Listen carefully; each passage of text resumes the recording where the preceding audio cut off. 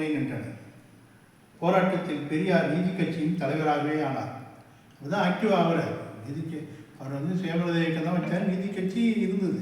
ஆனால் இப்படி தான் அதை ஒரு தொடர்ந்து போராட்டம் மாநாடு அப்படின்னு நடத்தினாலும் அந்த கட்சிக்கே அவர் தலைவராகிறார்.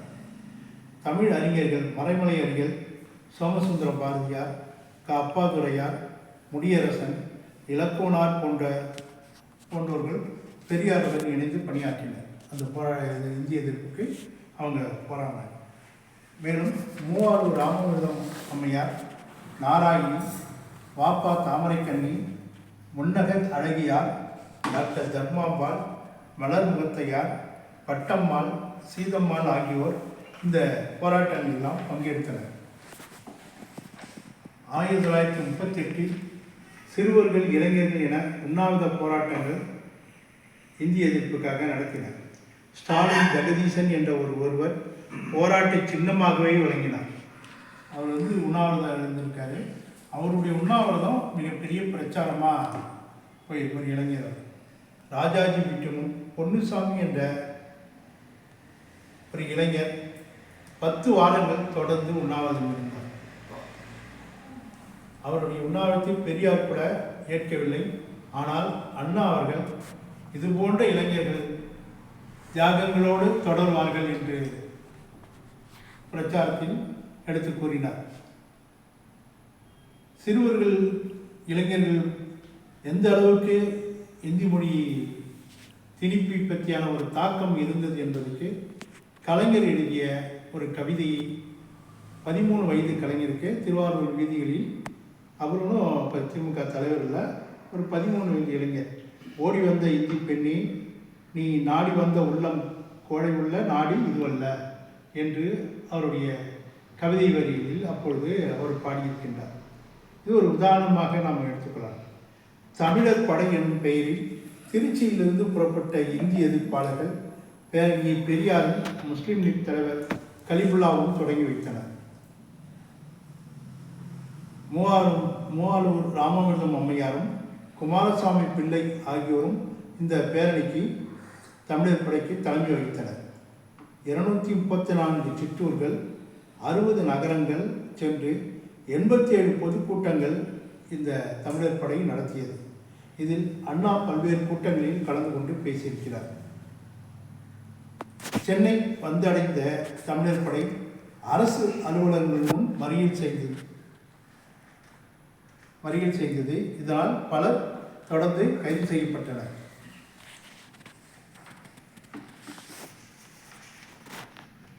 அப்படி கைது செய்யப்பட்டவர்களில் நடராஜன் என்ற இளைஞரும் ஒருவர். 1938 டிசம்பர் 5ஆம் தேதி போராட்டத்தில் மொழிபெயர்த்தியாகி ஆசிரியர் வீரப்பன் ஐயம்பாளையம் ஆசிரியர் 1938 நடராஜன் என்ற இளைஞர் டிசம்பர் 5ஆம் தேதி போராட்டத்தில் பங்கேற்றதாக கைது செய்யப்பட்டார். டிசம்பர் 30ஆம் தேதி அன்று சிறையில் உடல்நலம் பாதிக்கப்பட்டு மருத்துவமனையில் அனுமதிக்கப்பட்டார். 1939 ஜனவரி 15ஆம் தேதி அவர் சிகிச்சை பலனளிக்காமல் இறந்துவிட்டார்.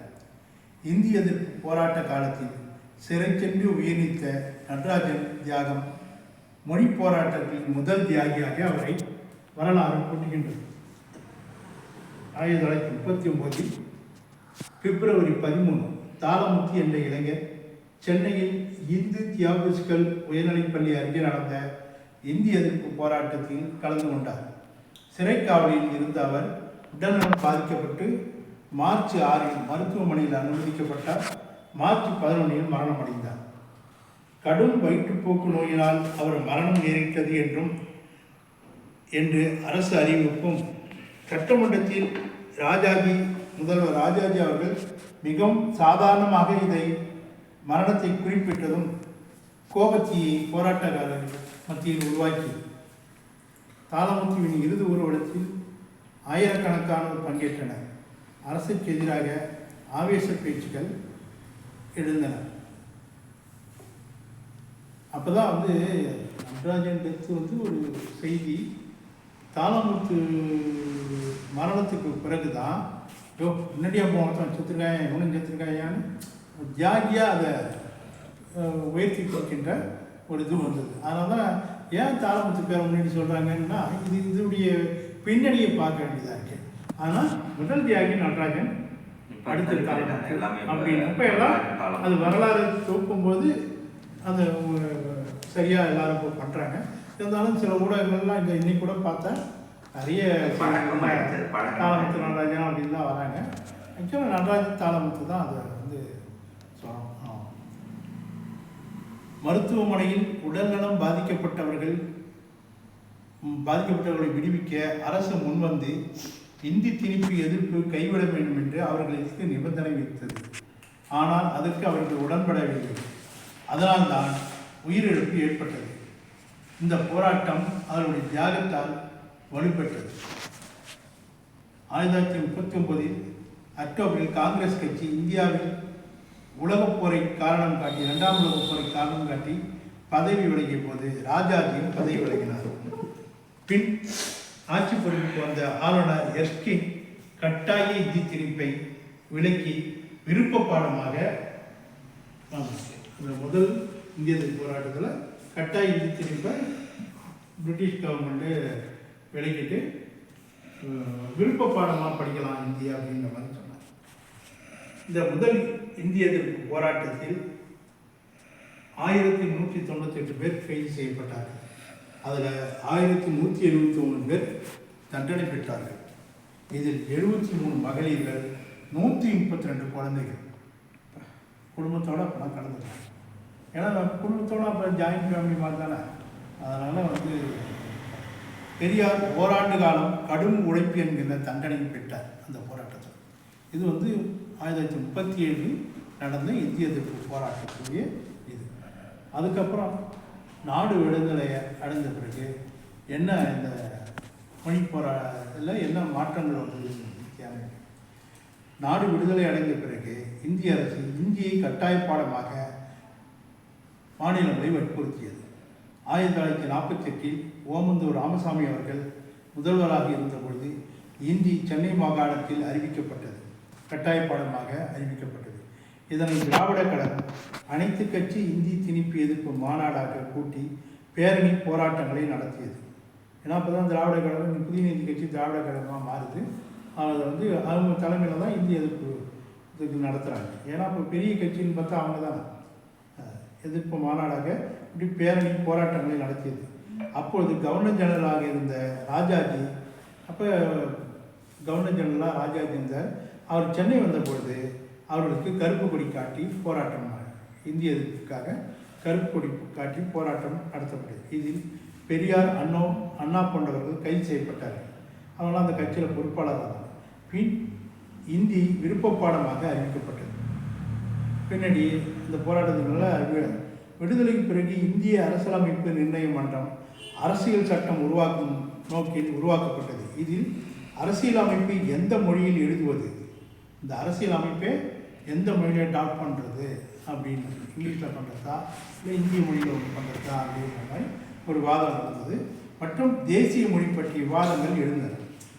எது நாட்டுக்கான பொது மொழி அப்படின்ற மாதிரியான இந்தி அல்லது இந்துஸ்தானி என்று மொழி என்று ஒரு சாராரும், ஆங்கிலம் அரசு மொழியாக நீடிக்க வேண்டும் என்று இன்னொரு சாராரும் அந்த குழுவில் பேசினாங்க.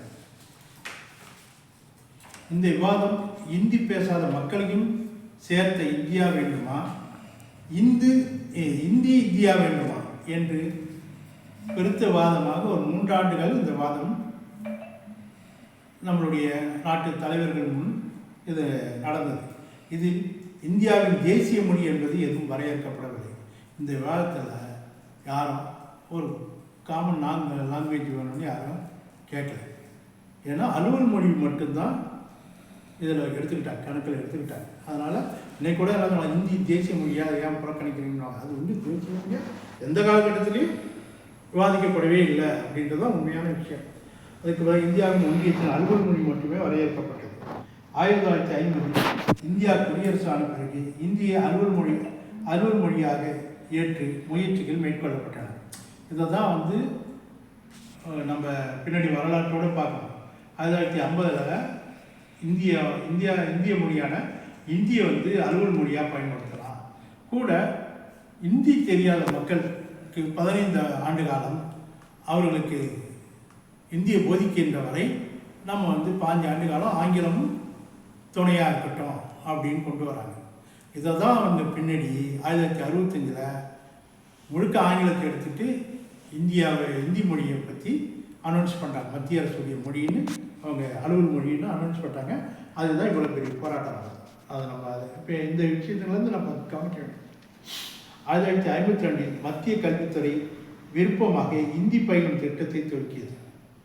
ஒவ்வொரு இன்னைக்கு கூட ரயில்வே அந்த இதில் பார்த்தீங்கன்னா இந்தி பயிற்சி வகுப்பு அப்படின்னு ஒரு போர்டு ரயில்வே இதில் இருக்கும். ஏன்னா இந்த மாதிரி சென்ட்ரல் கவர்மெண்ட் ஆஃபீஸ்லாம் ஹிந்தி கற்றுக் கொடுக்கறதுக்காகவே இப்போ எப்படி ஆதார் எடுக்கிறதுக்கு பேங்கில் ஒரு இது டேபிள் போட்டு வச்சுருவாங்களோ அந்த மாதிரி ஹிந்தி கற்றுக்குங்க அப்படின்ற மாதிரி சென்ட்ரல் கவர்மெண்ட் எல்லா ஆஃபீஸ்லேயும் அப்போ உருவாக்குனா. அதில் தான் தட்சிண ஹிந்தி பிரச்சார சபான்னு கூட நம்ம சென்னையில் உருவாக்கினாங்க. 1950 மத்திய அரசு துறையில் இந்தி பயிற்சி உள்கட்டமைப்புகள் ஏற்படுத்தப்பட்டன. 55 அலுவல் மொழி ஆணையத்தை நேரு அமைத்தார். அலுவல் மொழி ஆணையம் இது இந்தி முதன்மையான அலுவல் மொழியாகவும் ஆங்கிலத்தை துணை மொழியாகவும் பரிந்துரைத்தது. இது இந்த மாதிரி இருக்கணும் அப்படின்ற மாதிரி அந்த குழுவும் இந்தி ஆங்கிலத்துக்கு மாற்றாக அலுவல் மொழி அமைய தமிழ், தெலுங்கு, மலையாளம், அஸ்ஸாம், ஒரியா, மராத்தி, கன்னடம், வங்காளம் மொழியினரை கொண்ட அனைத்திந்திய மாநாடு 58 மார்ச் 8 நடந்தது. இந்தி ஆதரவாளர்களுக்கு ஆங்கில மொழி எவ்வாறு அந்நிய மொழியோ அதே அளவில் இந்தி பேசாதவர்களுக்கு இந்தியும் அந்நிய மொழி தான். அந்த மாநாட்டில் இந்தி பேசாத மற்ற மொழிக்காரங்களாம் தீர்மானம் போட்டாங்க. 1959 நேரு இந்தி பேசாத மக்கள் இந்தி திணிப்புக்கு எதிரான போராட்டத்தை கண்டு கவலை கொண்டார். நாடாளுமன்ற விவாதத்தில் பின்வரும் உறுதிமொழியை அவர் வழங்கினார். ஆங்கிலம் தரும் வசதிகள் போன்றவற்றிற்காக அல்லது இந்தி பேசாத மக்கள் அரசுடன் இந்தி மொழியில் தொடர்பு கொள்ள கட்டாயப்படுத்துவதனால் தங்கள் முன்னேற்றம் வழிகள் அடைக்கப்பட்டு உள்ளதாக கருதுவதை நான் விரும்பாததால் கால வரையறையின்றி எத்தனை காலம் என நான் அறிவேன். ஆங்கிலம் இணை கூடுதல் மொழியாக இருக்க வேண்டும் என்று மக்கள் விரும்பும் வரை ஆங்கிலம் மாற்று மொழியாக வைத்திருப்பேன். இதற்காக முடிவு எடுப்பதை இந்தி பேசும் மக்களிடம் அல்லாது இந்தி பேசாத மக்களிடமே நான் விட்டுவிடுகிறேன் அப்படின்னு ஒரு உறுதிமொழியை தரார். அப்போ இந்தி பேசாத மக்கள் விரும்பும் வரை ஆங்கிலம் இணைமொழியாக இருக்கணும் ஒரு உறுதிமொழி.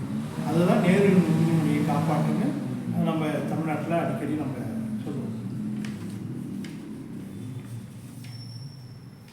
அப்போ இது வந்து இப்போ இந்த காலகட்டத்தில் இந்த இந்தி மொழியுடைய தொடர்ந்து அதனுடைய அரசியல் எப்படி தமிழ்நாட்டில் வளர்ந்தது அப்படின்றதுக்கான ஒரு விஷயம். 1930களில் தந்தை பெரியாரோடு இந்திய எதிர்ப்பு போராட்டங்களில் முக்கிய தளபதிகளில் ஒருவராக திகழ்ந்தவர் அண்ணா அவர்கள். கலைஞர், பாரதிதாசன் போன்றோர் தமது கவிதைகள் மூலம் மாணவர்களிடம் இளைஞர்களிடம் கொண்டு சென்றனர். 1949 அண்ணா அவர்கள் திகாவிலிருந்து பிரிந்து திமுகவை தொடங்கிய போது இந்தி திணிப்பில் எதிரான பிரச்சாரங்களையும் போராட்டங்களும் நடத்தி வந்தார்.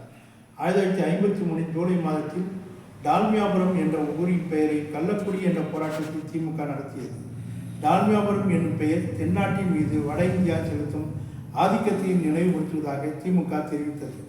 ஜூலை 15ஆம் தேதி அன்று கலைஞர் கருணாநிதி அவர்கள் தலைமையிலான டால்மியாபுரம் ரயில் நிலைய பெயர் பலகையில் இருந்த இந்தி எழுத்துக்களை எதிர்த்து அழித்து தண்டவாளத்தை தலையெடுத்து படுத்தார். ரயில் மறியல் போராட்டம் நடத்தினார். இதனை காவலர்கள் தடுத்தனர். போராட்டம் பதற்றமாகியது. தொண்டர்கள் 2 கொல்லப்பட்டனர். கலைஞர் கருணாநிதியுடன் போராட்டத்தில் பங்கேற்றவர்கள் சிறை தண்டனைக்குள்ளாகினார். அதில் முக்கியமாக சுப்பையரப்பானுடைய அப்பா காரைக்குடி சுப்பையான், அவர் வேலூரில் முல்லை சக்தின்னு இந்த மாதிரி ஒரு திமுகவுடைய முன்னணி தலைவர்கள்லாம் அதில் வந்து அப்போ தான் கலைஞரை பாளையங்கோட்டை செயலுக்கு கொண்டு போகிறாங்க. அது ரொம்ப இதுவாக தனிமைப்படுத்தணும் அப்படின்ட்டு. அப்போ அது வந்து கலைஞருடைய அரசியலில் ஒரு முக்கியமான பாத்திரம். அது 1956 பெரியார், அண்ணா ஆகியோர் தமிழ் பண்பாடு அகாதமி என்ற அமைப்பு நிறைவேற்றிய தீர்மானத்துக்கு ஆதரவு தந்தனர். ஆங்கிலம் அலுவல் மொழியாக தொடர வேண்டும் என்றது அந்த தீர்மானம். அதுக்கு பெரியாரும் அண்ணாவும் கொடுக்குறாங்க. நேருவின் உறுதிமொழி 1963 வரைவு சட்டமாக்க முற்படும்போது ஆங்கிலம் இந்தியுடன் அலுவல் மொழியாக தொடரலாம் என இருந்ததை அண்ணா அவர்கள் ஆங்கிலம் இந்தியுடன் தொடரும் என திருத்தம், அதாவது ஷெல் மேபி அதை சொல்லுவாங்க. அது வார்த்தை ரெண்டும் ஒன்று தான் அப்படின்னு நேரு சொல்லும்போது அப்போ அதை போட்டு போகலாம் அப்படின்போது அவர் ஒத்துக்கல. அந்த திருத்தத்தை ஏற்றுக்காமே அந்த தீர்மானம் நிறைவேறுது. அதாவது ஆங்கிலத்துடன் இந்தி அலுவல் மொழியாக இருக்கலாம்னு அவங்க சொல்கிறாங்க. ஆனால் ஆங்கிலம் இந்தியுடன் அலுவல் மொழி அப்படின்ற மாதிரி நம்ம அண்ணா அவர்கள் ஆர்கியூமெண்ட் பண்ணாங்க. அது அவங்க ஒரு பாலிசாக இது பண்ணிட்டாங்க. 1963 அரசியலமைப்பின் 17வது பகுதியை இந்தி திணிப்பு எதிர்ப்பு மாநாட்டில் இந்த திருத்தம் ஏன் ஏற்றுக்கலை அப்படின்றதுனால அந்த சட்ட திருத்தத்தை இவங்க நேரு உறுதிமொழி பண்ணாங்க. இது சும்மா அம்பக்கா இருக்குன்ட்டு இவங்க கொடுத்துறாங்க. அதில் 500 பேர் அரெஸ்ட் ஆகும். 1964 நேரு மறைவுக்கு பிறகு லால் பகதூர் சாஸ்திரி பிரதமரானார். அவரது அமைச்சரவையில் மொரார்ஜி தேசாய், குல்ஜாரிலால் நந்தா ஆகியோர் இந்தியை